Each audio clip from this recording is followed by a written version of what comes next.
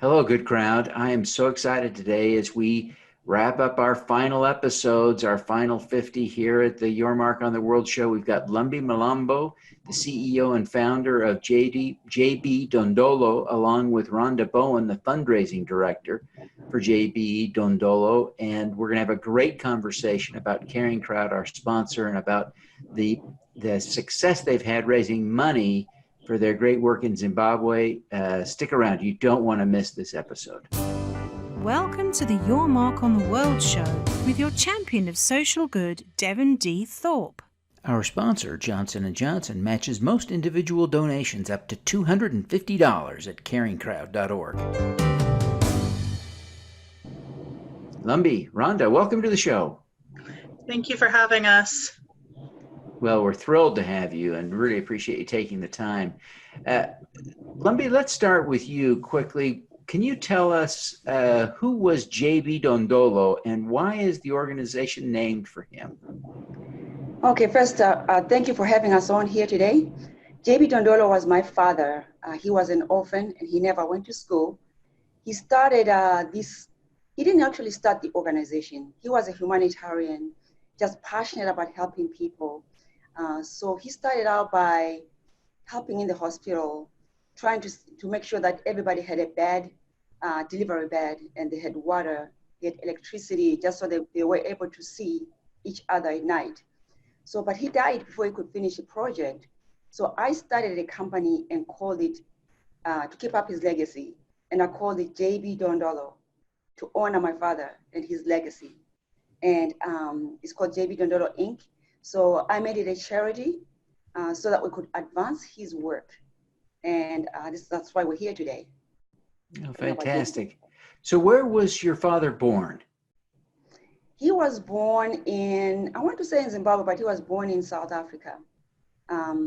That's where he started, and then he migrated to Zimbabwe, where he landed and stayed there and got married to a Zimbabwean. Okay. So, yes. So were you born in Zimbabwe? Yes, I'm very much Zimbabwean. But now you live in Dallas, Texas, right? Yes, now I'm very much Texan. Oh, very good. Well, Lumbie, why don't you give us a little overview of the work that JB Dondolo does now?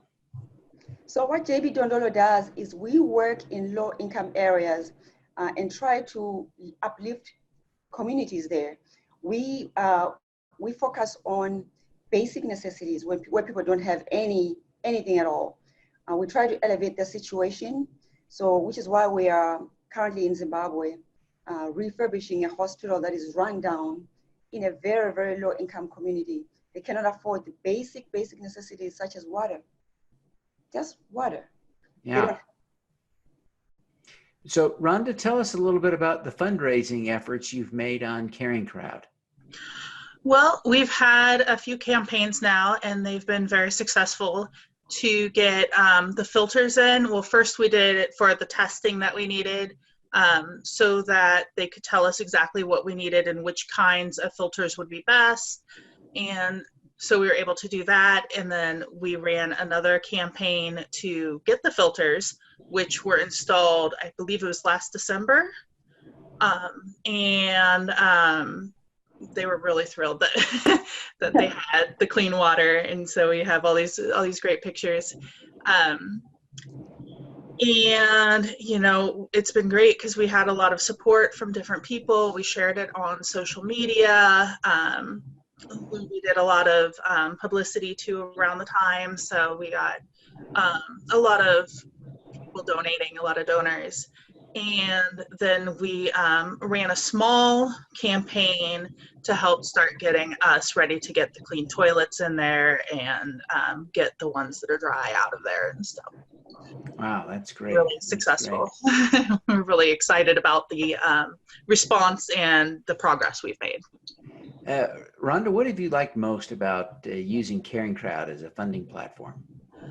I like that it's easy to set up our campaigns, and it makes it easy to get the word out about our charity.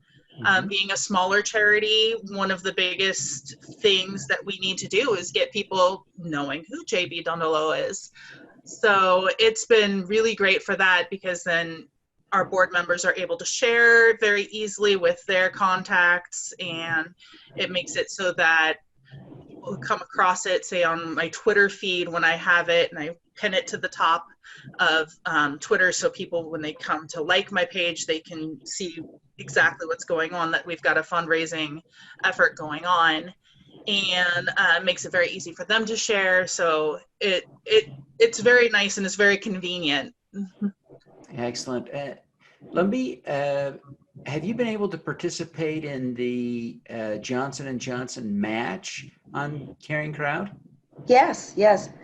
Several times. I mean, I think maybe 3 times we were able to do that. That it came out really handy, because it will say if we had to raise like $1,000, we only had to raise like $500. We met our goal really, really quickly. And I really, really like that matching, of funds. It helps us a lot. That's great.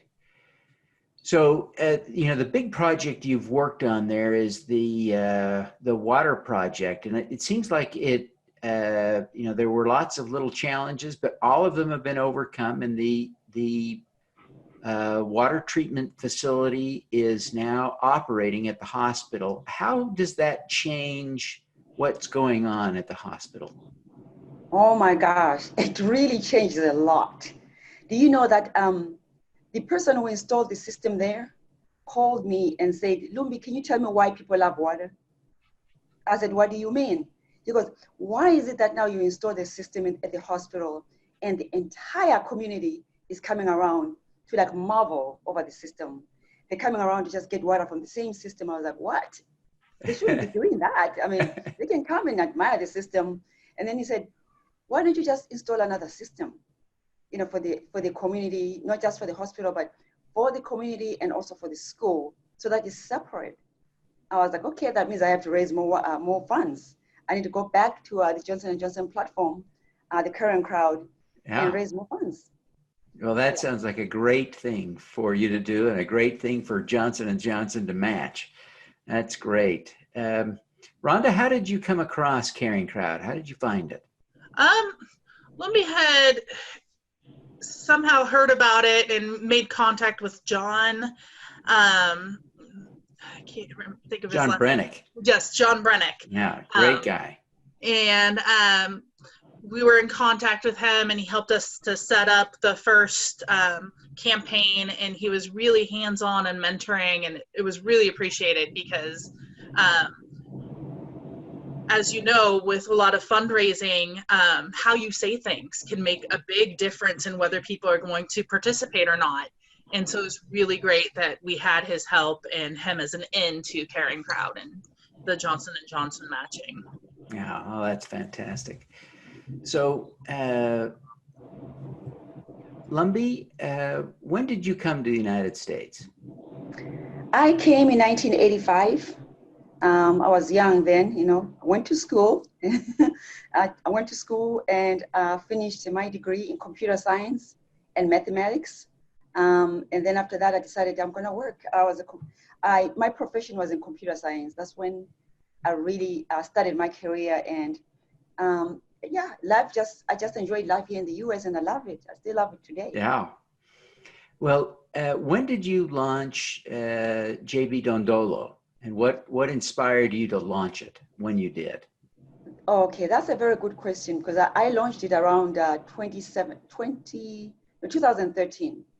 And what inspired me was when I went to Zimbabwe and something really tragic happened to me. I had a stroke that left me partially paralyzed, and I didn't know what had happened to me.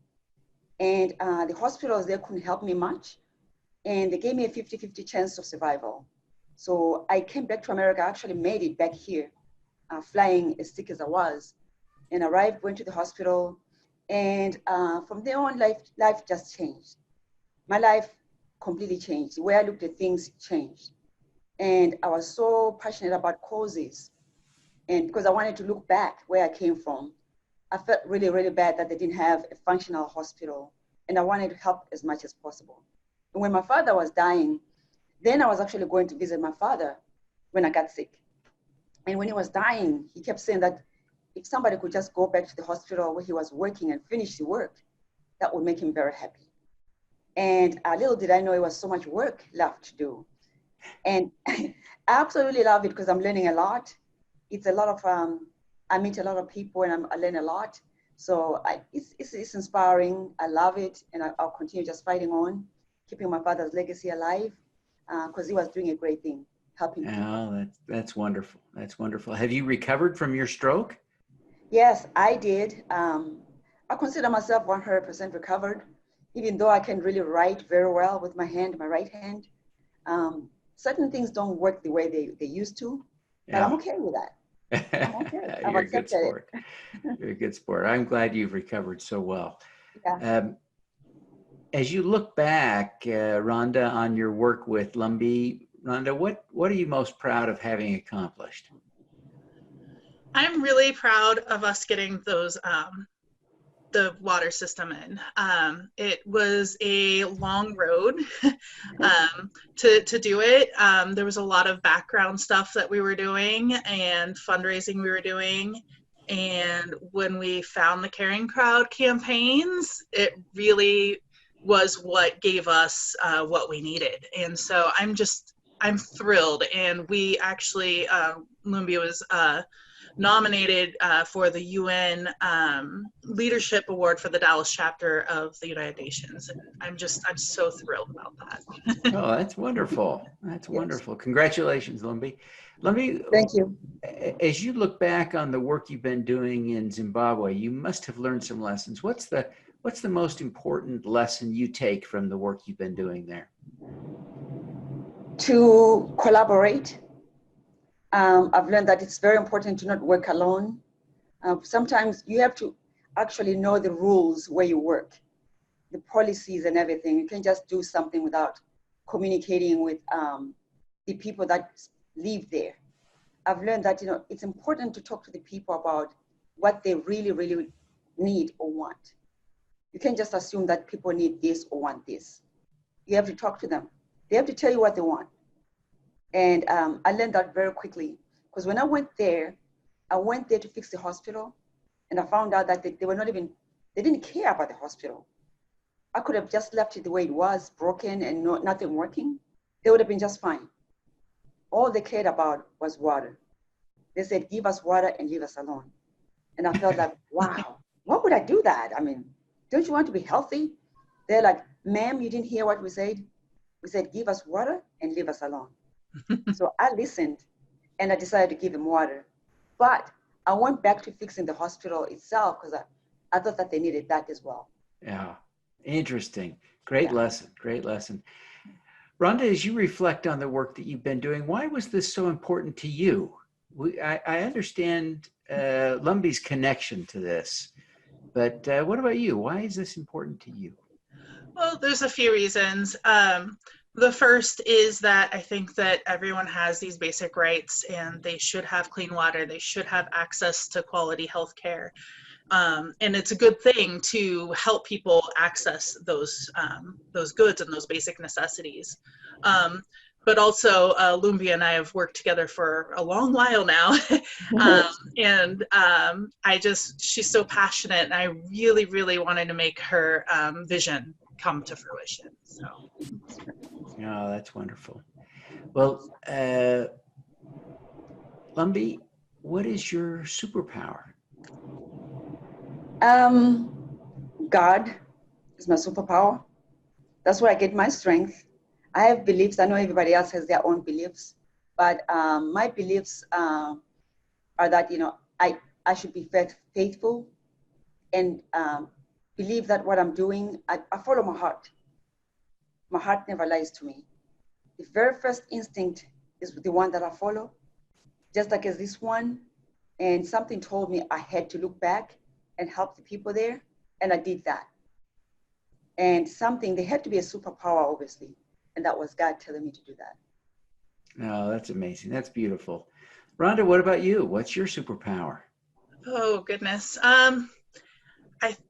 Mustering strength when it seems like the odds are insurmountable.